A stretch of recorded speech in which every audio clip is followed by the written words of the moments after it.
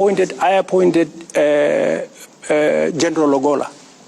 General Ogolla is among the people who went to bomb us to try and overturn my victory.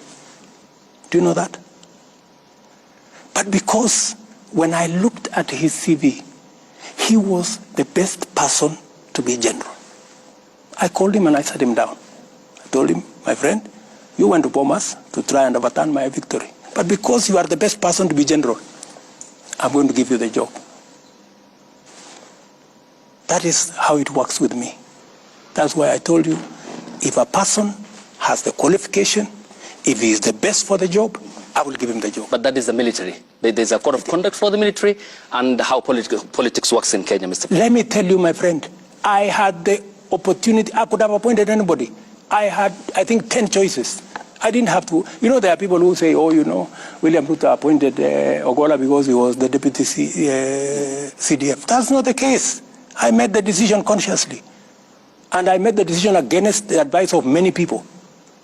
Many people told me, you should not give this, you should not reward this kind of behavior. Okay. But, you know, I also must be sensitive. What exercised my mind? This gentleman has a good track record. And in fact, when I spoke to him, and it's not something that I should be talking about, but because you have asked a good question.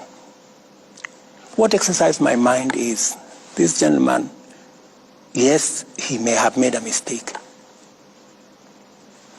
Maybe because the commander-in-chief that time told him what to do. Maybe he... And when I talked to him, he told me, I have no defense. He told me, I have no defense. You do with me whatever you want. I cannot defend. It was wrong. What I did was wrong. Yeah? I am also conscious. My good friend Ayub, I'm also conscious that since independence, there is nobody from Nyanza who has ever been CDF. And it also played in my mind that I don't want a situation where a whole community think they cannot occupy a certain office. So many things that are part of my system overweighed the mistake he had done. Okay. You know? So I want to tell you that I make very sensitive appointments. I make very deliberate appointments. Many of the appointments, of course, that do not have to directly require my signature. Many of these managing directors, I don't know who, they are interviews all over the place. You know, so, and when a panel decides, for example, I was brought a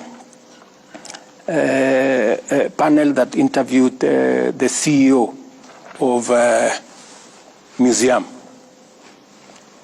And just by coincidence, you know, the person who became #1 was my classmate. And I never even asked anybody to assist her. So when it came to me, I told my friend, you know, if she's the best, she was a lady. Okay.